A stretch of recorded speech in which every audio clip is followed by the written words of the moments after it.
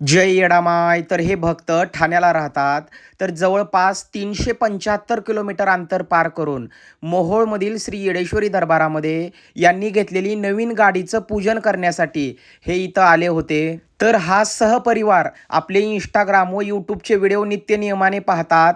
तर त्यांची खूप इच्छा होती की आपल्या हातून पूजन करण्याची गाडीचं. तर अगदी आपण साध्या भोळ्या पद्धतीनं गाडीचं पूजन वगैरे करून घेतलं. गाडीला सुरक्षा कवच म्हणून काही मंत्र जाप करून, नारळावर कापूर प्रज्वलित करून गाडीच्या सुरक्षिततेसाठी येडेश्वरी मातेचरणी आपण प्रार्थना केली.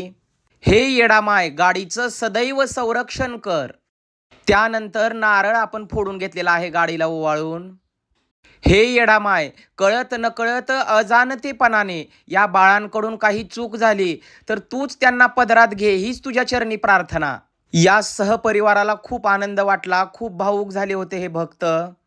हे येडामाय, ज्या पद्धतीने हे भक्त 375 किलोमीटर लांबून सहपरिवार एवढ्या लांबचं अंतर पार करून आपल्या इथं येडेश्वरी मातेच्या दर्शनासाठी आले, तर असंच त्यांना सदैव एकत्रित ठेव आणि त्यांच्या घराचा उद्धार कर, हीच तुझ्या चरणी प्रार्थना. येरमाळ्याच्या येडेश्वरीचा उदे उदे. त्यानंतर यांनी काही भेटवस्तू देखील आपल्यासाठी आणली होती, ते देखील आपण आनंदाने स्वीकार केली. त्यानंतर येडामाईची ओटी भरण्यासाठी नऊवारी साडी, फळं, ओटीचं सामान देखील यांनी आणलेलं आहे. तर ते आपण येडेश्वरी मातेच्या चरणी अर्पण करून घेतलं.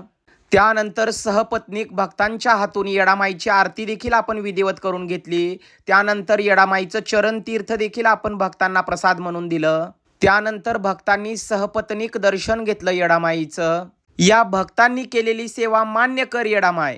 पूजलं तिला नीतिमतान, ज्यानं दिलंय मायन दोन्ही हातान, ज्यानं पूजलं तिला